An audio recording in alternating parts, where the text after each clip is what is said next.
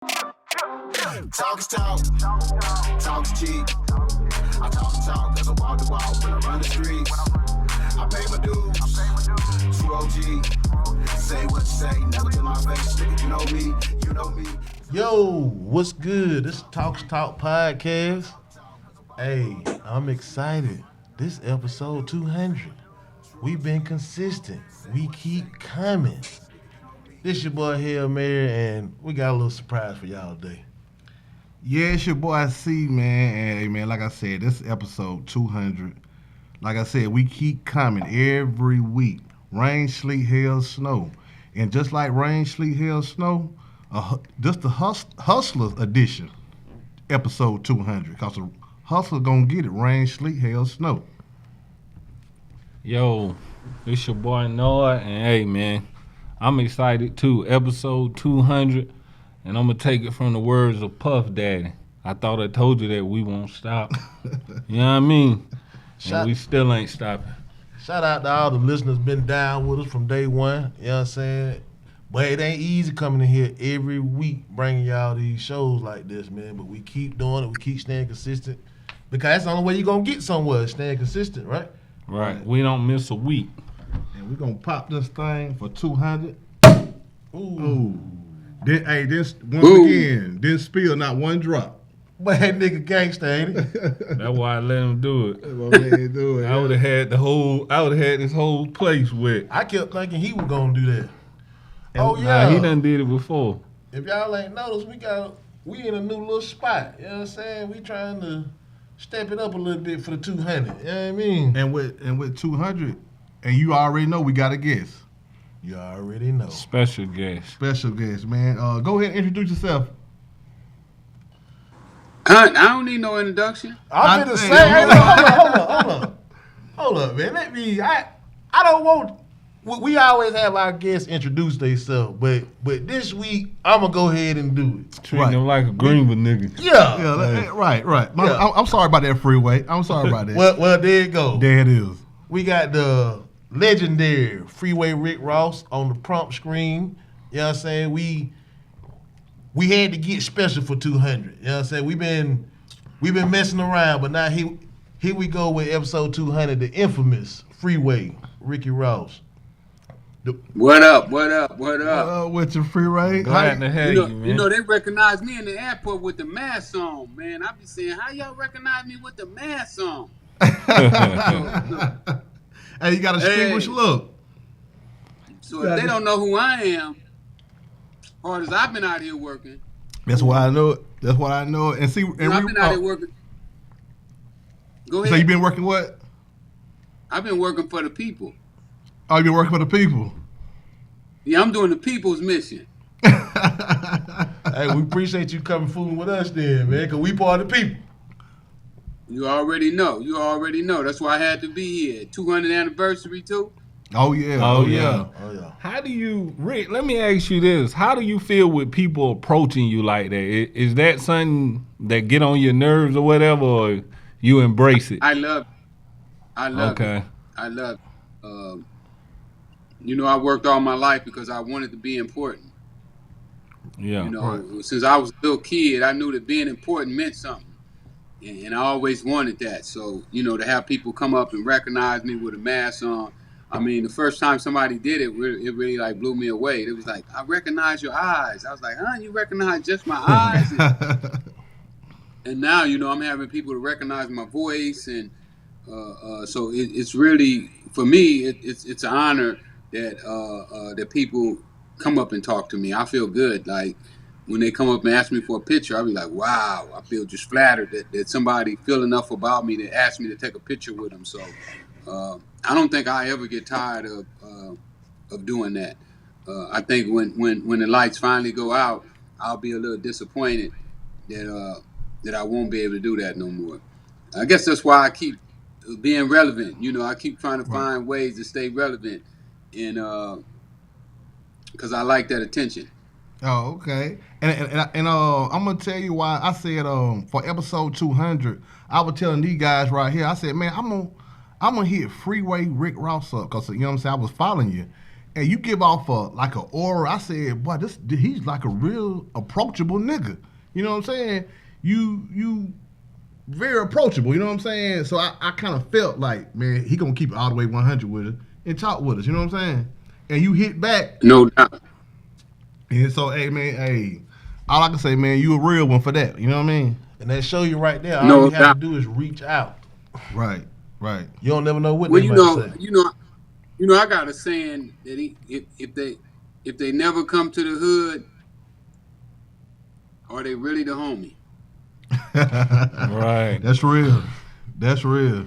You know, a lot of times, you know, people who we claim is being ours, they never even come to the hood. So we You never right. get to see them. We never get to talk to them. And I just don't want to be one of those. You know, I'm hoping that I can always come to the hood, that I can always talk to the fellas and, you know, just make something happen.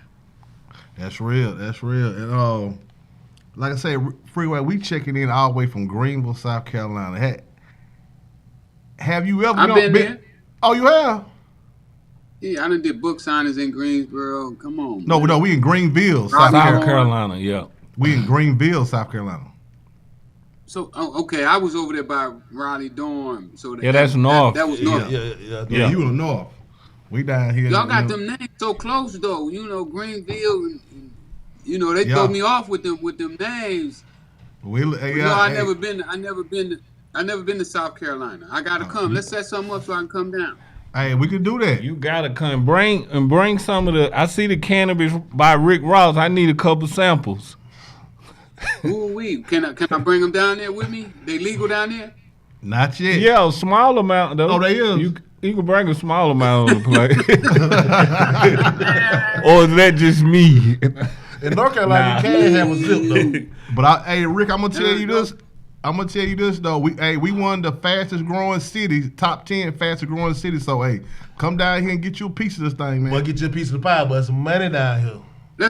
Let's set something up. You know, I got my fighters. I want to take my fighters around the country and let them fight. So let's set something up. Maybe we can do a boxing match down there, something like that. There. Man, We definitely do that. We definitely do that. I'm a big boxing fan, man. I want to see this Bud Crawford and Errol Spence. What you think about that fight? But that ain't gonna happen. I don't think. Why they bullshit so much in boxing like that? Aaron. I'm on the radio right now. I'll call you back as soon as I'm finished. Sorry about that. Oh, that's all Oh, right. you good? I got to get my leg worked on today. So that was the therapist calling me. That's all right. That's all Yeah. right. I don't think that fight's gonna happen. Why you think they bullshit so much in boxing? Well, you know what? These guys just don't really know how to make themselves relevant enough to get the fight that they want. You know, Earl is getting ready to fight Pacquiao, which you know is his best money fight. I seen that. Bud turned that fight down. Bud should have took that fight. I heard he didn't take it because the money. Pacquiao was gonna get $40 million. He was only gonna get 10. But you know, Pacquiao got followers all over the world. Yeah, you do. Yeah. You do. He fought Floyd Mayweather, and I think they say like 30 million people watched that fight. So you know, he bring the eyeballs to the TV screen. Yeah, you do. And Bud just don't do that shit. He don't. But for Earl to fight him, Earl probably would have had to take a cut in his pay. You know, man don't want to take no cut in his pay. No. They don't want And- to take and cutting his pay at the point. Crawford had the opportunity to make the biggest check he ever made fighting Pacquiao, and he didn't take it. They say because Pacquiao was getting more money. So All right. you know, these guys got to learn. They got to learn how to price themselves. You know, don't price yourself out the game. Right, You right. know, and then make yourself more valuable than the money you want. Right. You right. Do you think Pacquiao got a chance, or is Errol easily? I'm taking Earl. You know, over I'm Pac. going Earl But too. you know, with Pacquiao, you never know who you gonna get. You know what I'm saying? When he fought Floyd, he didn't throw as many punches as he normally throw, and hopefully he'll do that this time. with Earl, he'll be able to get his punch numbers, his count up. But I got Earl. I think Earl is too big for him, too slick, and right now, he looks like he's the best 147 in the game right now. Um, so I don't think that Pacquiao got his chance. Pacquiao is up in age, man. He milking that He thing. 42. Yeah, What- he really milking that thing. Rick, who are your fighters? I see you had got Enos. Is Enos one of your fighters? Enos. I don't know. I don't think so. Oh, okay. Who I your got fighters are? Kid Austin. I got Kid Austin out of Atlanta. I mean, out of Austin, Texas. I got Nafir Charles out of Philadelphia. I also got a guy named Cedric out of Detroit. I got another guy out of Atlanta named Mike. And I'm getting ready. I'm hoping that I get Titus Williams signed, who will probably be the fastest one to go for a world title. He was signed with Al Heyman. And who else we got signed? We got Fleroy signed. Another kid named Fleroy signed. We got a kid out of Carolina signed too, but I can't think of his name right now. I do too much, I They got see me that. Got doing too too many much. businesses, boy. I see. I got to keep up with all these dispensaries, make sure they selling my weed. You know what I'm saying? Where you at? Where the dispensaries at? Where are you? California. Okay. I'm in California. Look, though, he want to know Then I gotta exactly make where he at. L.A. all over California. Yeah, Okay. I'm right now. I'm in about 60 stores right now. I'm not in all the stores. We got over 600 stores here. But I look at it like you got to start somewhere. You can't start. You can't start with $40 million. You got to make $2 million before you make $40 million. And then once you get 2, then you try to make 5. And, Right. keep it moving up. So I had to get in 2 stores before I could be in 50 or 60 stores like I am now. So I'm just gonna keep increasing and keep getting better and better as we go. Man, I'm gonna have to tap in with you next time I'm in L.A. I'm in L.A. from time to time. Have to come Yeah, let see me what know. you got. Yeah. We definitely tap in and I get you a bag of that good stuff. The one that had you on the couch. You feel like you're sinking in the couch and the couch won't stop sinking. That's what I need. God. The TV screen might get a little bigger. You know what I'm saying? That's what I need, Rick. Well, Freeway, I wanna, Yeah. when we started the show, I said the infamous. I see what all you got going on now, but for the people who've been up under a rock, and they need to know that the real Rick Ross is not a rapper, right? So, Yes, sir. So, what made you so infamous for the people who I know because you're here, right? So, just for the people who don't know who the real Rick Ross is. Well, I started selling drugs at 19 years old, 79. I started with $125. Before I got arrested, I had days that I made as much as $3 million in one day. For 2 years, I made at least $1 million every day, every single day. Eventually got arrested. I had got a life sentence without the possibility of parole. While I was there, I taught myself how to read and write. Went back to court and won my appeal. So I've been out now about 12 years. Had some success since I've been home, but not the kind of success that I thought I would have when I got out. I didn't know that the obstacles would be so tough, But I got out, and as soon as I got out, I sued Universal and Warner Brothers and Sony Sony Music Group. I sued all them, so that made my road a little tougher. All the people that work for those labels. Yeah, I sued all of them. Fuck. I like messing with big boys. You like messing with big If boy? you can't take down a big boy, don't take down nothing. Right, right, right. It don't count. It don't count if they ain't no good. You know, You don't get no street cred for that. You don't get no street cred, but him, yeah, you whooped a midget. Hey, you whooped the smallest dude on the block. You don't get no cred for that.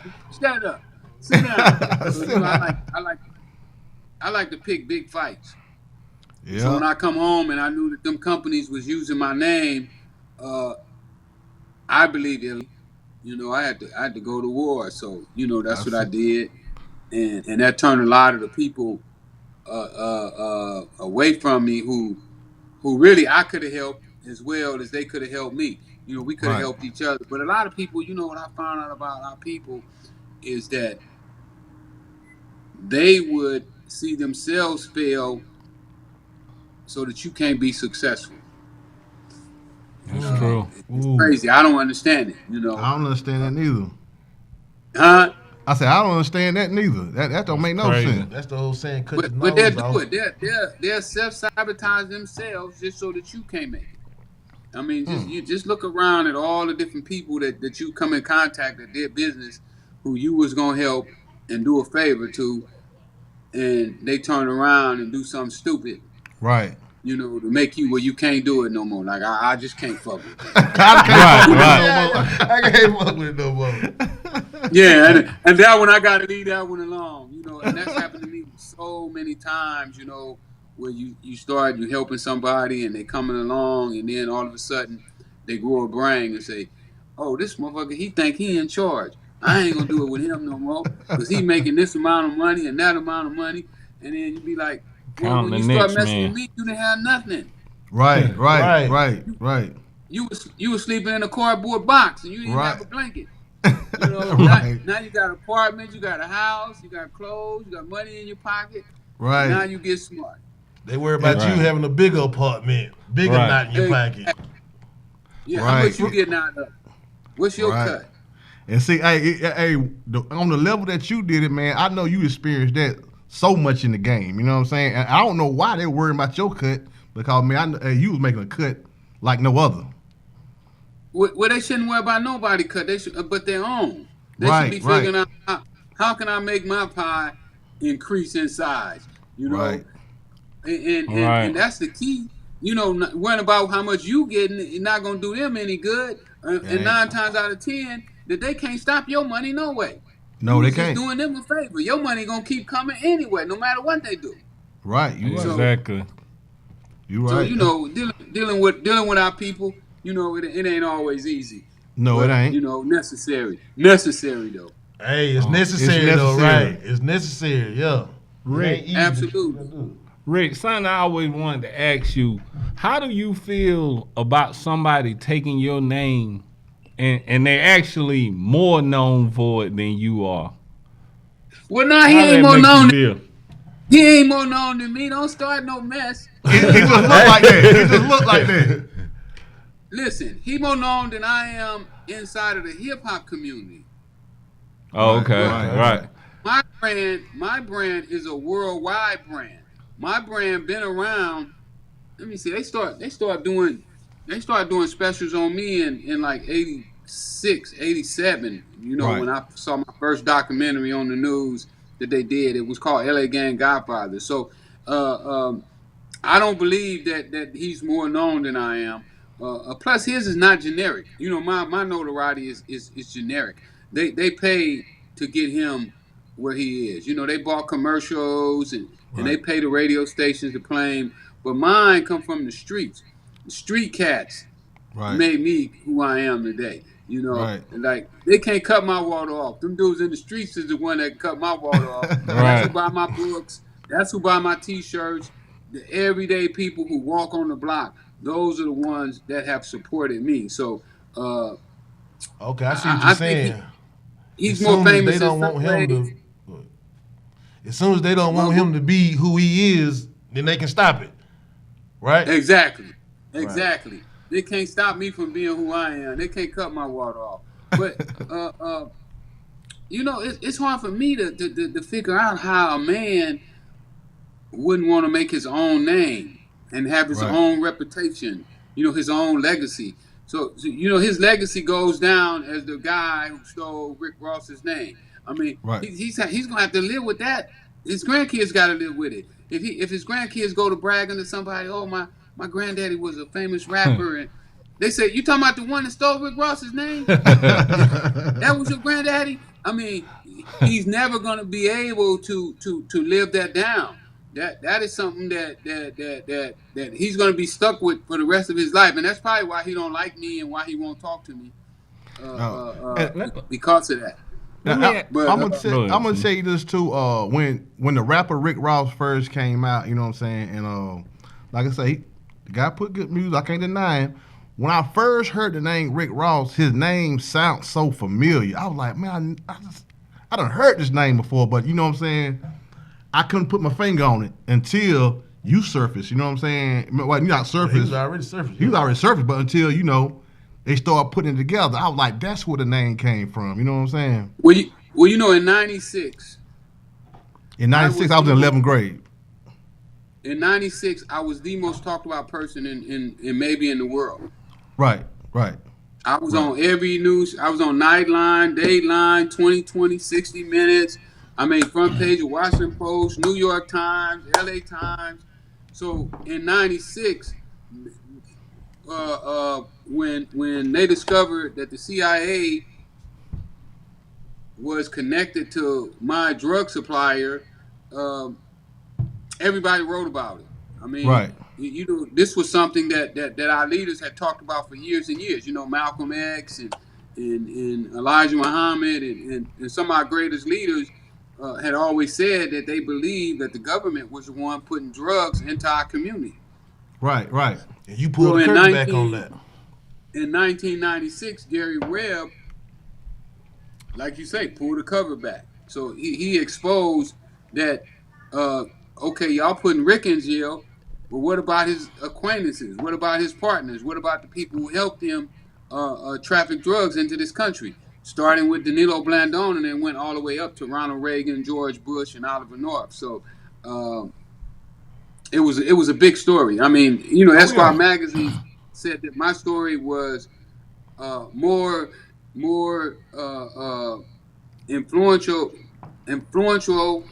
And I ain't got no GED or no high school diploma. So shit, hey, but you taught yourself how to read. Hey, so you good. You can play. Hey, you with family, man. Well, shit, we ain't worried about it. So don't quote me. Tell the listeners, don't quote me, because they know I ain't got no edge in my case. I ain't educated. You ran up more money than doctors. I ain't never filled out a job application, so I never had a job.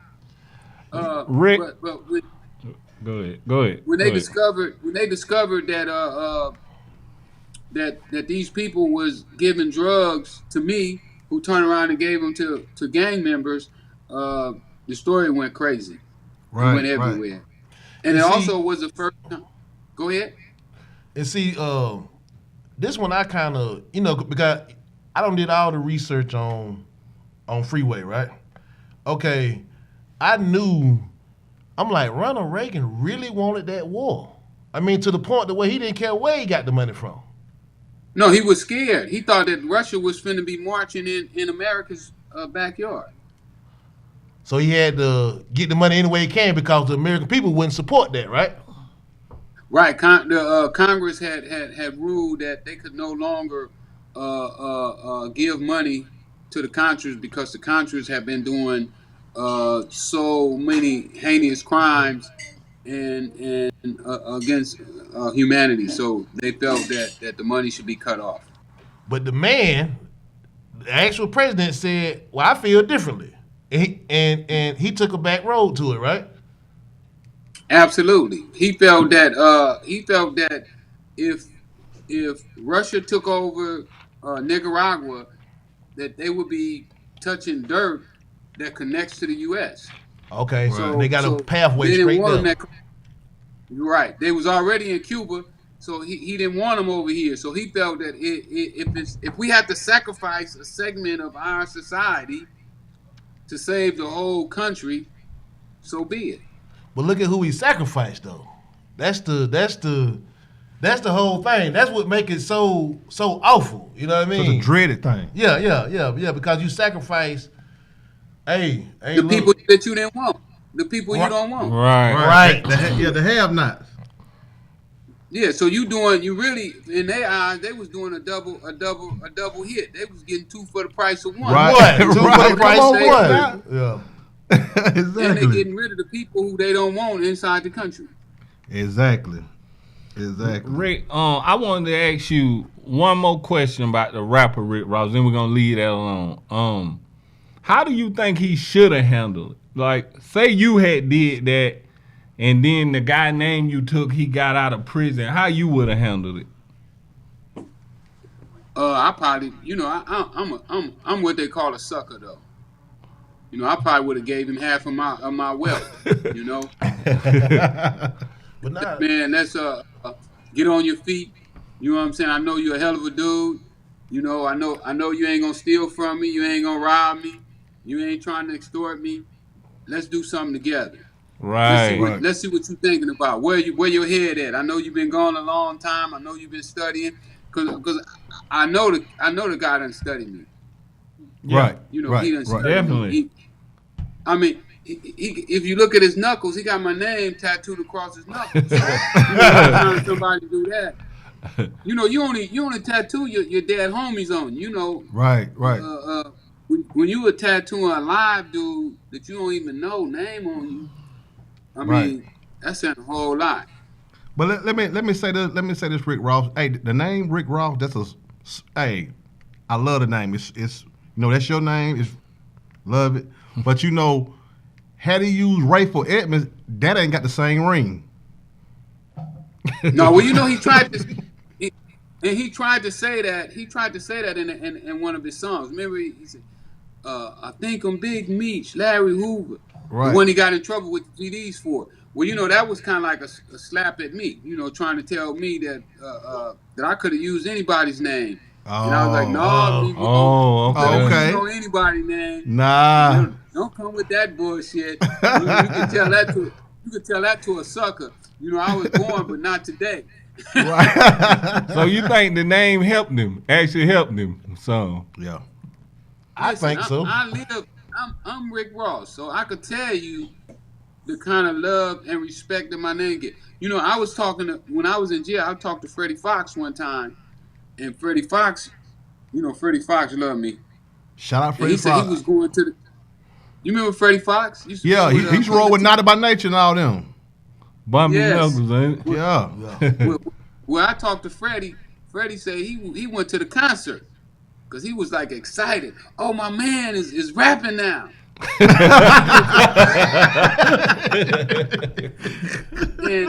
and when he see dude, he go to the front gate and tell him he want his money back. That's hilarious. Hey, he said he go and tell him he want his money back. He said he ain't going to see no imposters. He said if I go see somebody, I want to see something real. I want to see the real thing. The real deal. Hey, Rick Yeah, Ross. yeah. I want to ask you this too, man. I brought up the name Rayful Edmonds, right? And I want to debunk a myth or whatnot. We down here in Greenville, South Carolina, and we got niggas down here. They know everything. So I heard you was Rick Ross. You was Rayful Edmonds' plug, and that he met you at a boxing match. Is that true? No, that ain't true. Yeah, that's why I told we got niggas down here that know everything. I met Ray through a guy named Melvin Butler. Melvin Right. Butler was on his case. Okay. Mel Dog got out. Mel Dog got out a couple years back. Okay. But he was on Rayford's case. He the one that got arrested for serving Rayford. Oh, okay. So, with you, when you was in the game, Rick, like around here, we like to talk about. You know what I'm saying? Did it get a good run? How long was your run? I had about an 8-year run, which is long for a drug dealer. That's a long for a That's a drug long dealer. run. Yeah. But I played a lot of games though. I played head games with the police. Right. I dressed like a normal person. I didn't wear the costume. The drug dealer costume. Right, with the right. big chains on. Say, hey, I'm a drug dealer. I didn't wear the rings and the watches and all that stuff. So I didn't drive the cars. So it was kind of hard for them to identify me. Right, You right, know, when you know, if you walk down the street and everybody know you sell dope, it's easy for the police to identify you too. Say, oh, he dope dealer. right, So Exactly. you know, with me though, it was a little more difficult because I look like everybody else walking around. You know, um, I didn't want to stand out. I didn't want to shine on everybody else. You know, I felt that people like you better when you're on their level. You know, right, if they got to come around every time you got a new car and they ain't got no right. cars and you They got new won't shop shoes with and you. they ain't, yeah, it causes a little envy. Right, But cause you know, if they you look better than you, yeah, cause you can fly high for so long before they start to resent you. Right. and I credit that to being a lot of my success. You know that the people wasn't really jealous of me. They really wanted to see me win. You know when the people want to see you win, that's how you can win. Um, Let me ask you, cause I just know people love to hear shit like this. What was the most money you had at your max? Well, cash money I had one time like 3.2, 3.5. Little money on the streets. In real estate, I might have had about 10 million, maybe $12 million is what I believe I had in real estate. You know, but you talking about uneducated black man who mom picked cotton, you know, who really didn't have, you know, one thing my mama used to say, a fool and his money was soon to part. And Right, did I learn Right. what she meant? Because when you don't know what to do with your money, Gonna fuck it up. it exactly. And, you know, we see that so many times with, you know, boxers and basketball players and right, football players. You know, they make a lot of money doing their career, but once their career is over, you know, they standing in front of hotels and people punching on them and you know, they right. doormen and all kind of other stuff. And, and, uh, and that's because we don't know what to do with our money. You know, they say money. One of my man, uh, uh, he said money don't come with instructions. No, it don't. It don't. So you know, we got to start teaching ourselves. You know, what is money for? How to use money. You know, how not to let other people trick us out of our money because everybody. What I believe, we as blacks, we give up one of our greatest assets, and that's our economic power. You Right. know, they said we make about $1 trillion a year, and uh, we don't know where the money goes. You know, we don't own a toilet We the tissue biggest company. consumers. Yeah. We the biggest Right, consumers. just consumers. Right. Right. Just consumers. We Fucking buy Just up we buy money. consumers. shit Yeah. that we buy shit that depreciate as soon as we walk out the store. You know, Right. you buy it for $130. As soon as you take it out the store, it ain't worth nothing. You know, the price plumb. So we got to figure out how to take that money because making $1 trillion a year, if we only took 10% of that or 20% of that and invested it, you know, you're talking about enough money to probably buy some of the biggest companies in the United States. You You're know, right. we Yeah. probably could own like Walmart, you know, Facebook, Right. Instagram, Apple. You know, we could literally buy those places if we pooled our resources together. And you know, one of the things I found out about myself is that I'm a hell of a leverager. You know, I'm able to leverage things and make them look bigger than they are, or make my wealth look bigger than what it really is. And that's what I'm hoping to teach everybody else because I believe if we took, like I say, 20% of that $1 trillion that we get every year, and um, we invested it, you know, we probably could be controlling $2 or $3 trillion worth of assets. Oh yeah, we definitely be able to move the needle. Like I said, Ross, you said when you was in the game, you know what I'm saying, you was low key with your, you know what I'm saying, shit you wouldn't buy, you wouldn't flash it. But what did you spend your money on when you sitting on like $3 million? What was your where were you spending your money at? What was your vices? Well, when I got arrested, you know, I had one motel I finished. I was in the process of building three more.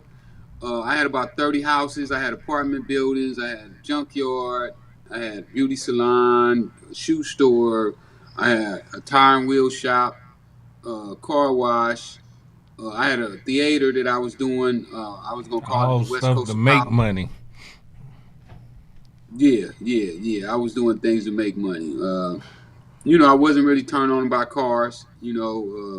I had a Ferrari, but somebody gave it to me.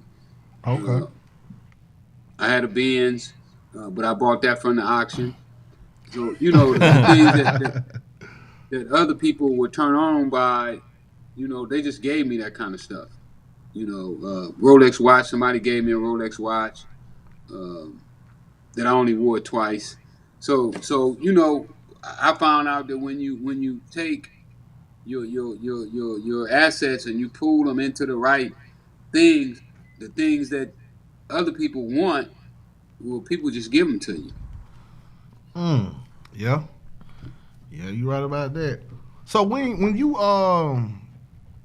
when the game came crumbling down on you, like what was that like for you? Like when the walls started closing in on you, and like from Well, everything on the documentaries that I saw, when they came to get you, man, you wasn't trying to go. You was on the run every Well, time. running, gone. well, the game.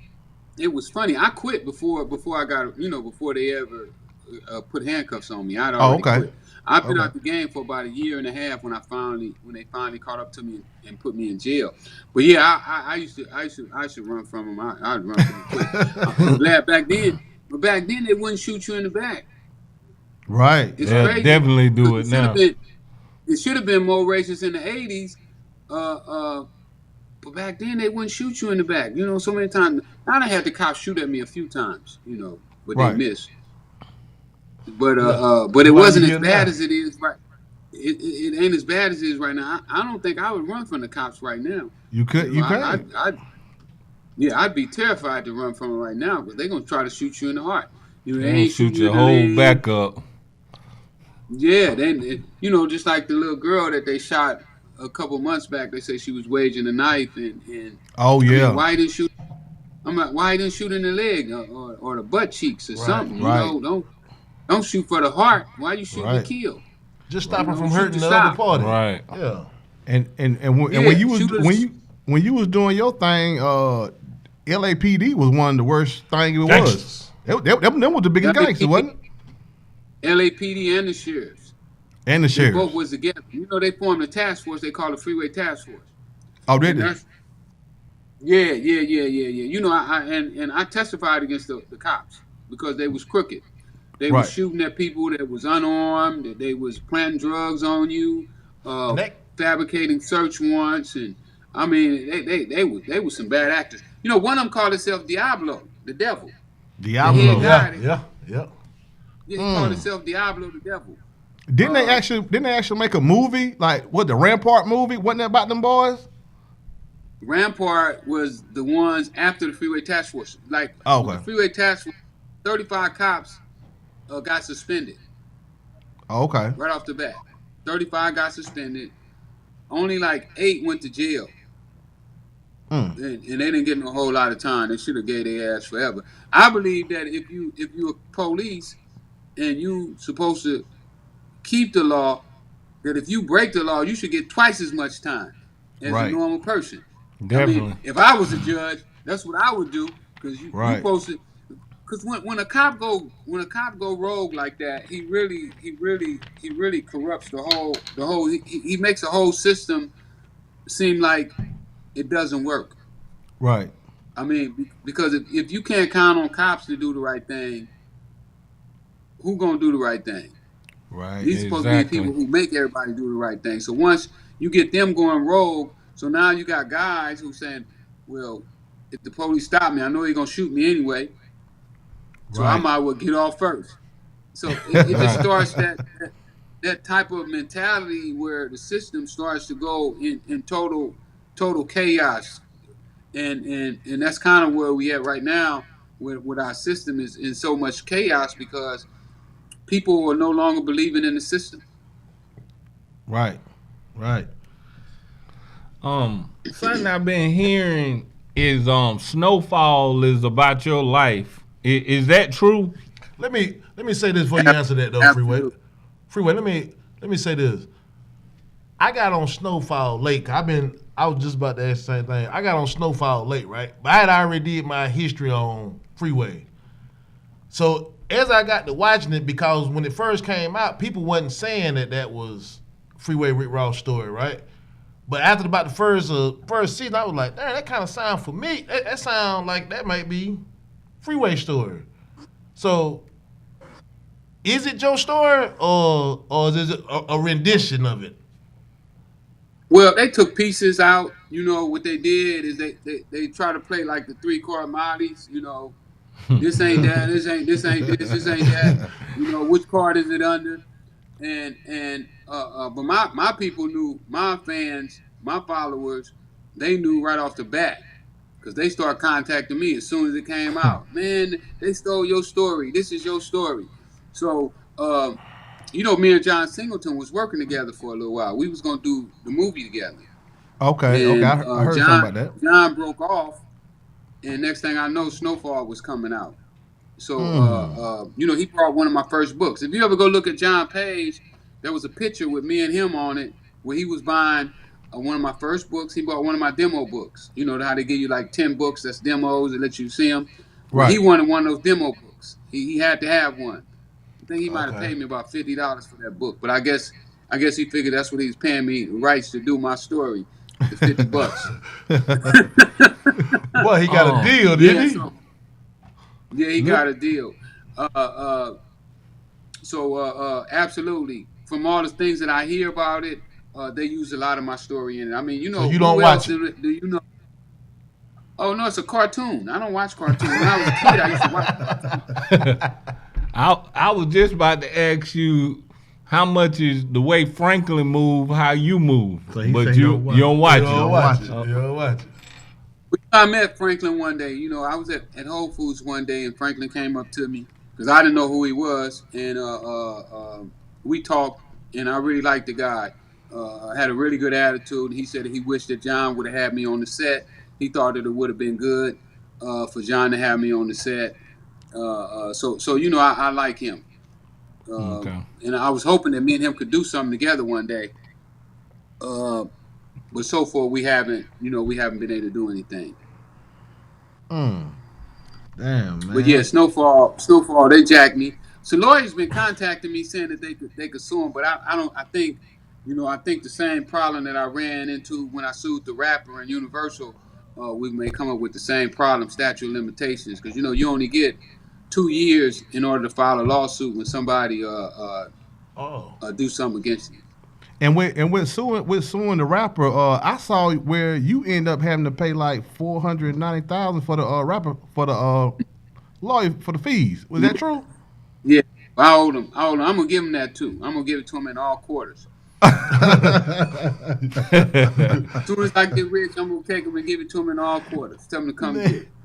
man, that's crazy right there, man. But it's the system wicked. Well, this is how the system works, and then you figure you up against some of the biggest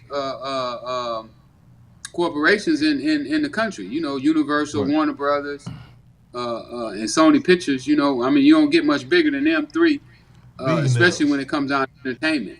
Right, So right. I was suing all three of them because all three of them had their hooks in old boy, and I felt that if they had their hooks in him, then I should put a hook in them, and that's what I tried to do. I don't blame I'll you. go in there. They said they spent $1.5 million on attorneys. Whew. I was scratching my head. I was like, y'all spent $1.5 million on attorneys. Y'all didn't offer me $50,000. Give me that. Right, right. Freeway, Yeah, let me ask you this too, man. With the level you did it on in the game, what can you say BMF is right up under you where you did it, or you just blew it out the water? You blew the game out by 20. I don't know. I don't really know what BMF was doing. I don't know. I don't know. I heard they made a lot of money. They had a lot of fun. But at the end of the day, They, I wind up going down in history bigger than Pablo Escobar, bigger than any of them, because what I'm gonna do in legal business, none of them was able to do on the illegal trade. I wasn't as big on the illegal trade as I'm gonna be in legitimate business. Uh, I just see some phenomenal things happening, for myself in the future, Right. I'm gonna take a lot of people with me. That's right. Take right. us, man. Take us. Remember me. Y'all can go. Let's do it. Let's Let's go. go. Let's set some go. stuff up right now. Yeah, we let's got start putting some to. plays together right now. So Definitely. Let me ask you this: how'd you get into cannabis? How'd you get into this cannabis thing? And when I got home, and first I didn't recognize cannabis was legal, because I was in Texas. Texas gonna be the last state to make it legal. No, South Carolina Carolina gonna be the state. last state to make it legal. Yeah. You think so? Yeah. Oh, for sure. I bet you Texas be after y'all. Well, you know what? You from Texas, right? Well, I mean, for a Yep. little while. Yeah. North Carolina already, right? We next door. We can might be have a before zip. Texas. You can have an ounce in North Carolina right now. I think Yeah. Texas is gonna be the Lone Star State. They like being the Lone Star State. They like moving Right. by themselves. Yep. So I got Texas being one of the last places to legalize it. But so when I was in jail, I didn't know weed was legal. So when I get out, I'm going around and I start hearing people talking about legalize weed. So I'm out for about 6 years, and they messed around, and let me off parole. And the day I get off parole, one of my boys was like, "Man, they having a big weed fest in San Bernardino, blah blah." I said, "Oh man, I don't want to be around that weed," because I'm thinking, I done been into some of the stuff that they say. Weed is the gateway drug, and you start with weed and you go with cocaine. Even though I started straight with cocaine, I didn't start with no weed. I started with cocaine. Did you sell any weed back then? No. Huh? Did you sell any weed back Huh? then? A little bit. Oh, okay. When I got that money, I started buying, large shipments, because they was on hand. So was I easy to didn't get. really want to go. I didn't really want to go to the event because I didn't want to get back into the drug scene and start back selling cocaine. Right. Because I got a problem with cocaine. I'm one of the ones I had to go to AA and say I am an addict. I do love cocaine. Right. And I understand how I felt about cocaine. I used to have cocaine dreams. Oh yeah. Like most people, huh? Oh, still sometimes I have cocaine dreams. I'll tell you about that another day. But anyway, when I saw that, I didn't really want to go, but he eventually talked me into going because he said, "Oh man, I bet you sell a lot of books out there." And I went out there, man. Some white dudes was having money like I used to have when I sold cocaine. One of them said, as soon as I got there, one of them said, "Man, how many books you got there?" I said, "I don't know, about 300. He said, "Give all them one." I put up about $800-900 out that wad and just gave it to me. I said, "Ooh, wee." I said, "I like this community." Hey, everywhere I went, man, they just kept buying the book. And I said to myself, this is a community that I want to be in. This is a group of people that I want to be a part of. And I decided that day that I was going to get into the legal weed business. Oh, okay. Do you smoke? I don't. I eat it. Oh, okay, Oh, okay. What's your favorite Yeah, I do edible? What you like most when it comes to edibles? I can't mention their name because they don't pay me. Well, I'm talking about like that's the real. snack, like a brownie or a cake, no, whatever. I do any of it that's vegan. If it's vegan, Oh, okay. I do any of it. I done did the brownies. I done did cookies. I have done gummies. I'm starting my own edible brand right now because I want mine without sugar. Okay. Okay. I don't want all that sugar in it. So I'm doing my own right now without the sugar. And so what's your strain? What's your your brand or your strain? Is that it right there behind you? That's one Freeway. of them. That's Freeway. I have three brands right now. I have Freeway. Oh, and that other one is LA Kingpin. That's my other Okay. brand. Uh, and I'm starting another one called Yayo. Yeah, yeah, okay. I'm gonna be Ooh. there, man. I'm gonna see you, man. I'm gonna see you. I'm But coming right to now see you just you, got it Rick. set up in other people dispensaries, right? You know they just selling it for you. Is that what you're Right, saying? Or you right, got your right. right, right. Yeah. Well, I got a dispensary coming too. I want a dispensary license as well, even though it's not open yet. And right now I'm working on my own grow. I just got the keys to my grow the other day. Uh, I'm building a 44,000 square foot grow, which should have 700 lights, and this should produce anywhere from 1,600 pounds to maybe 2,400 pounds, 2,800 pounds every 2 months. That's a big growth. And if you do the math on that, a pound of weed out here, indoor weed sells from anywhere from 2,000 to maybe 2,500. So if you Mm. do the math on that, there's a lot of bread. Right. Right. And let me ask you this: so with your background and whatnot, they didn't send you through an ass of red tape to do that. Well, they did, but what happened is when we went to the city, we got ourselves in position to where we helped write the legislation here in Los Angeles. Okay. And that legislation also went to the state as well because Los Angeles is the biggest marijuana market in the world. Right. So we were able to get them to realize that even though somebody was a convicted felon, that they still should be allowed to participate in the weed market because most of the people who already had the licenses were people who committed crimes, Okay. but they didn't go to jail for their crimes because they was the right color. You know what I'm saying? So the police. I'm just saying, the police pull you over, you the right color, and you only got weed.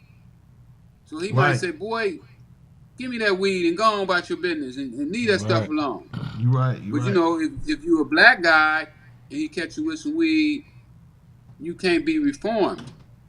We just caught you. We know you've been committing murders, you've been gang banging and doing all this other rapes and all other kind of stuff. So we're gonna nail you for this weed. We can't get you for that other stuff, but we're gonna definitely get you for this weed today. So Right.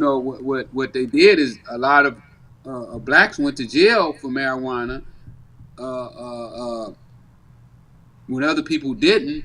And then when you look at the stats in LA, there was only two blacks that had licenses out of 188 licenses or something like that. Only two blacks had licenses. Damn. Damn. We didn't say it Less was than racist. 1%.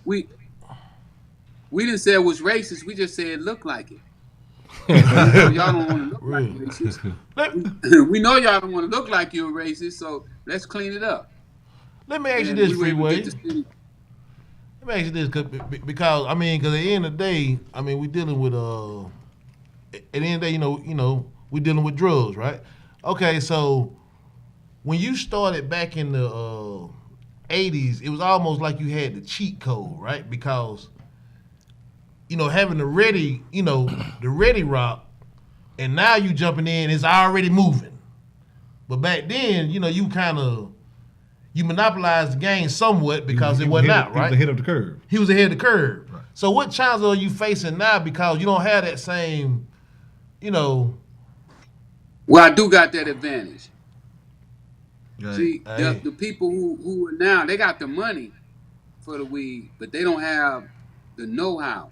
They don't have the ability to get people to come in and cooperate with them. I'm gonna take over the weed business. The weed business mine. They already done almost gave it to me already. It's just a matter of time.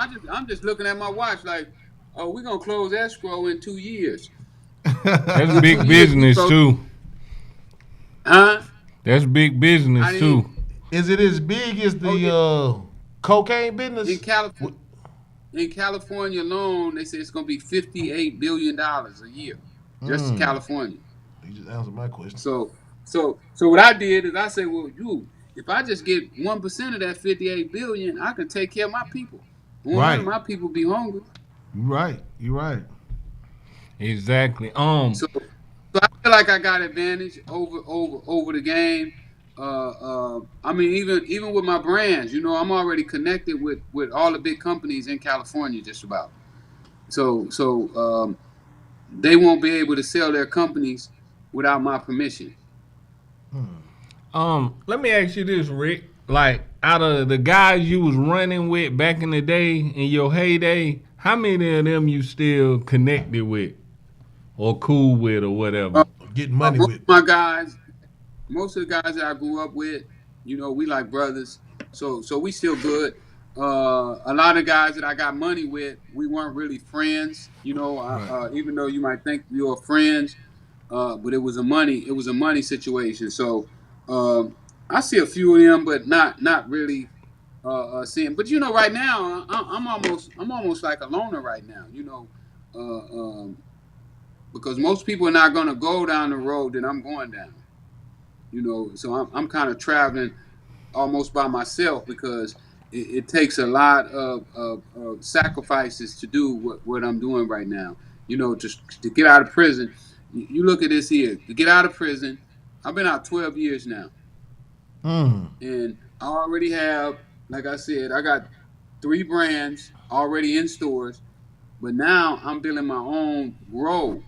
This grow is gonna make me anywhere from 4 million to $5 million every 2 months. I ain't got to shoot damn basketball. I ain't got to throw a ball, catch it, run it, or You hit ain't a got to serve the baseball. tennis ball either, do you? I ain't got to Rick, serve the tennis ball. do you I ain't got still to throw the play boxing glove. that? So this money is gonna come because weed grow like the grass in the front Right. Right, yard. right, If you water it, it's right. gonna grow. You water and fertilize, it's gonna grow. So now I'll be making the kind of money that a lot of the basketball players and football players make, and I have to do absolutely nothing. Mm, mm. Man.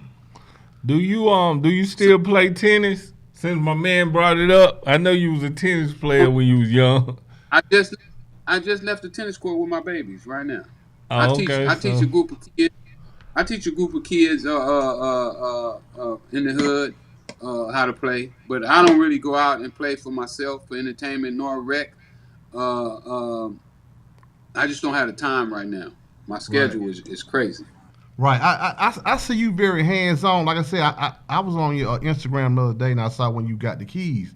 And like you really didn't even have time to talk to the dude, and y'all was getting to it. You was pulling the Pull carpet carpet up. up. You was pulling the carpet up, man. I mean, like you hands on with it. Yeah, you gotta be, and especially when you got guys that you working with, and they working for less than what they supposed to get paid. They like to see you in there with them. Knowing that you have the same uh, uh, the same desires that they have. They don't Right, want to see right, you sitting over there talking to the guy with the keys, and they over there slaving. You know what I'm saying? right, Pulling up right, carpet Right. and right. That's and all that stuff. So You so know, I Ross, had to get in that's there with my guys. that's true leadership. When they know that you will do what they'll do. You know what I'm saying? That's how you get people to really follow you. Yeah. And that's where I was in the dope game. I would never ask my guys to do something that I wouldn't do. And they understood that, and they know that if they don't do it, then I'm gonna go and do it. So it's It's gonna gonna get get done. done. right, right, It's gonna get done. So you might well go on and get with it and get it out the way. right. So, well, let me ask you this: so, if you had to do it, what would happen next? I don't understand what you mean by Like, that. okay, you told somebody to do something, but they don't do it, so you go and do it. Is they cut off from the? I ain't gonna pay his ass. I ain't gonna pay him. He ain't I getting know. paid for that job. I I might know. not find, but he definitely ain't getting paid. Oh, okay, Because okay. I understand. I understand with us, man. We've been through a lot. As blacks in this country. Right, right, If somebody really sit back and just think about all the stuff that black people went through in this country, you would have to have sympathy on them. I right, mean, there's no way that nobody could really look at our stories wholeheartedly and not say, man, they got a fucked up hand out of this shit. right, And when I look at it, at some of the stuff that we've been through, I and I can't even think of the name of it now, but it was a book about the mentality of black people in this country. And one of the things that it was saying was like, could you imagine a man having to watch his young daughter, knowing that she may be 12 or 13 years old and that the slave master might come to get her any day? Mm. So that him and his friends can have his way with your baby girl. You know, what kind of uh, uh, um, pain that daddy feel, you know, knowing that he couldn't do anything about it, that he couldn't stop him from hurting something that he really cherishes, you know, and we know that happened to our people all the time, you know, that they would come and not get the daughter, the mama, you know, the grandmama, whoever they wanted, you know, to have their way with them. And when you look at us going through those type of situations, uh, make you have sympathy for the people that had to go through that. And I definitely feel that way about blacks in America, that you know, we really need some psychological help, you know, from the trauma. I mean, we had some of the worst trauma that has ever been inflicted on the people. Right. And this book was saying that some of those things that happened to them was transferred into us. You know, like you Definitely, I gonna get believe some of that. that you gonna get some of that your daddy felt. Your daddy felt that. You have you ever thought about something? You be like, man, I don't know where that come from. Right. Yeah. You know, where that thought come from. You know, I ain't never experienced that, or I ain't never been to that place, but your ancestors have, and they pass those things off to us. Like some of the things that our mamas taught the sons, you know, to be submissive to certain people so that he could stay alive. Right. Because if he don't be submissive, they'll kill him. So that's why these the niggas be out here tap dancing.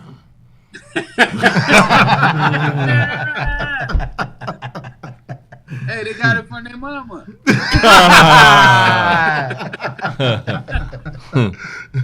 But she was trying to keep him alive. See, back then they would kill you for being a hard-headed Negro. Yeah. Right. Oh shoot. Yeah, man. But when I went to prison, I was totally illiterate, but I read over 300 books while I was there. So I educated myself to a level that most people won't even believe or can't even conceive that a person can be at. But I'm ticking on a high level of sophistication. I know that's right. I know. Hey, Rick Ross, I got one more question for you. When you went to prison, you went from making, like you saying, $3 million to making $7 cleaning cells. What was going through your mind then? Because you said people would come up and just want to see the Kingpin cleaning cells like that, man. I bet you had them motherfuckers clean. You've been studying me too well. Well, you know what? One of the best things that happened to me was when I ran out of money. Because, you know, when I first went to jail, I'd be on that telephone all day. I got to it's a little jail in Kentucky called Boone County. So they put me in Boone County detention center, and they had me in a single man cell. You know, I was in solitary confinement, but they had a phone in my room. Oh, okay. So I can collect calls all day. I just sit on the phone and talk. Phone bill $8,000, $9,000 a month. That's crazy. So, you know, while I could do that, I was pacified. That phone was my pacifier. But once the money ran out and I could no longer sit on the phone all day and talk, then people start to disappear. You ain't paying rent no more. Exactly. Always. No. So now you find yourself with yourself, by yourself. Right. And it made me to look at myself and understand that if I was who I thought I was, then I would be doing the things that it took for me to get myself back in a position that I wanted to be in. Because I started to look at myself as a person without substance. Like that bottle that you got on the table there. Y'all done empty that joint. Yeah. You know what you're going to do with that? Hey, you know what you're going to do with it? He go to the trash can. Yeah, she He going to the trash can. can. She going to the trash can. When I looked at myself, I was saying, well, why all the people abandoned me? Because I didn't have any more substance. Right. So what I did, Right. I started filling that bottle up with substance, and that meant that I had to learn, I had to get smart, I had to get myself out of prison. Right. Even though you So still that's in what I prison, did. Even though I was Okay. in prison. you had to You get your know, mind out of there. I heard Louis Farrakhan one time. I was watching him in the visiting room, and he said that when a woman is pregnant, that if the baby continues to develop, there's nothing that she can do outside of aborting the baby than having that baby. And so what I wanted to do is I wanted to develop, because I knew that if I continued to develop, then the prison system was going to be like a big womb, and it was going to have to open the doors and let me out, because I had developed so much that I had outgrown the penitentiary. So that was my goal, was to outgrow the penitentiary, to become so well developed and so well organized that they could no longer handle me. You know, when I was in the prison, I used to get like 100 letters a week, you know, and I answered every single letter. So That's that, real. I was building up my team of people right then from the prison that was going to come out to the prison if necessary and picket the prison and go to the White House and picket the president, you know, because when you're in federal prison, the only person can let you out is the president of the United States. So those are some of the things that I had planned for myself. Rick, I'm gonna ask you one more question before we let you go. What I wanted to ask you was, And by the way, this is Rick. We having a great conversation. Boy, we had a great conversation. Appreciate you. I'm loving this, Rick. I appreciate y'all too. Say if you never had met that connect, right? What you think would have became of your life? What you think you would have been doing? Well, you know what? Now that I know myself, I was gonna figure out a way to be successful in something. You know, I was like the little bird. It was a cartoon I used to watch when I was a kid. And the little bird was running everything it came to. It said, "You my mama, you my mama." So everything I went to, and I do the same thing right now. Can I make some money off of you? Can I make some money with you? Right.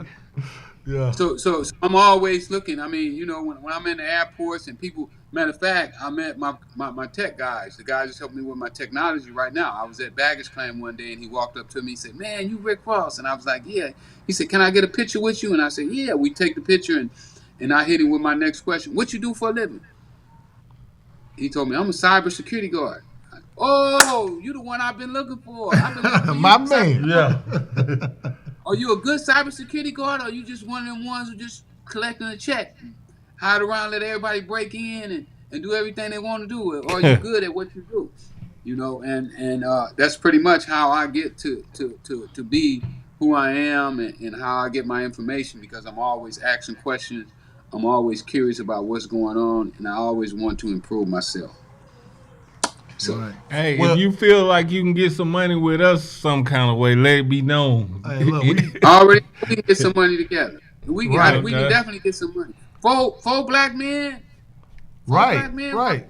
on the same thing, got their minds focused on the same goals. You can't Right. be stopped. That's a miracle. Right. Well, Ross, I want you to do this for us, and I promise you this is the last one. I want you to run I ain't down. doing that- I ain't what doing I- nothing else. No, I'm playing. Go ahead. But see, this right here gonna bring you some money. Okay, y'all y'all look, is. y'all is now. I'm all ears. Look. I'm gonna turn here to the camera. I want you to run down your endeavors that you in right now, like your businesses. Like, how can we support? How can we help Freeway? You know what I'm saying? Because you do Right so now- much for. Right now, if people want to help me, if they really want to help me right now, because I don't have enough money to finish this building that I'm building. I'm going to be straight up with you. I took on a project that I didn't have the money for, but I couldn't see this project going without me taking a chance on it. This project is an $8 million project. I need about $2.5 million to finish it Right. to where it's totally functioning. So if somebody want to help me, I know you ain't got no $2 million. You don't have to have $2 million. You don't know what I got, you can Freeway. I'm I'm not just fucking with talking to you. I'm talking to everybody. He don't got it. I'm talking to everybody that's listening. Right. I'm talking to everybody that's listening. If you want to help me out, the easiest way you can help me is you could go to my website, Freeway Ricky Ross, order a book and a T-shirt. If you buy both of them, I'll give you a deal on it. $30 for the two. Normally I sell the books for $20, the T-shirts for $20, $40. So you get to save $10. I'm gonna autograph it. Plus, you're gonna get an invitation to the party. When I sell my 100,000 book, only people with autographed copies of my book gonna be able to come to the party. And this party is gonna be a party like no other party you ever been to. Y'all gonna love this party. They gonna talk about this party for years and years after it's done. So if they would go on my website today, like I told I got 240,000 followers. I say if you guys, everybody on my page, go on there, buy one book at $20 a piece, I'd have enough money to finish my building, and I'd share with all you guys. But they won't do it. So if they want to help me, that's how they can help me right now. Go to my website, Freeway Ricky Ross, buy a book, buy a T-shirt, and I would appreciate it. Now, don't everybody go in there one time and then buy all the books I got, and I run out of books, and they be, oh man, it took him 2 months to send my book because it sold out. So if they did that, I would appreciate it, and that would definitely help out my movement. If they're in California, you can go to dispensaries and buy my weed. Stop buying everybody else's weed. Buy mine. Freeway, LA Kingpin, and the new brand will be out in the next couple of weeks. Yayo. So that's how they can help me. And I thank you for asking that question. Hey. Also, you guys can follow me at Freeway Ricky on Instagram and Freeway Rick Ross on Facebook. Right. Well, Freeway, man, we appreciate you, man. Like I said, we had a great conversation, man. Enjoyed it, man. Enjoyed it. And like I say, if there's anything we can do, we definitely want to be down with you. Get on your team. We gonna push and promote and do everything we can. I'll be connecting with you too soon. All right, let's get together, throw a fight down there. Bring my fighters to town. Definitely. Say no more. Also, we finna kick the record label off too. So if you know any artists that's trying to get on, tell them to hit us up. Hey, this town right here, we talk about it all the time on the show. We got so much talent down here, man. Listen, you can start down here with. But you start here. Hey, this is a untapped great market. Talent. Untapped market down here, man. Let's hook it up. Let's do it. Say no more. All right, man. We enjoyed you, man. We enjoyed you, man, and we'll see you at the top. Man, hey, great show, man. Great show, man. Great 200, man. Hey. And like I said, we had some questions from Rand Lockhart, so we didn't get into him, but he has he has his own business, man. I'm gonna shout him out right now, man. We didn't get to do our thing with that, but I want to shout out the content market, Rand Lockhart. Hey, he will write anything you need. Make sure you get in touch with him, man, and I will have more of his information where you can get to him later, man. But no outrage thing. Hey, man. Hey, even though it's 200, the Cash App is still Talkers Talk Podcast. And if y'all got any questions y'all want to hear us speak on, hit us, email us at talkerstalk165@gmail. Talkers Talk 1 on Twitter, Talkers Talk Podcast on IG, Talkers Talk on Facebook. We out.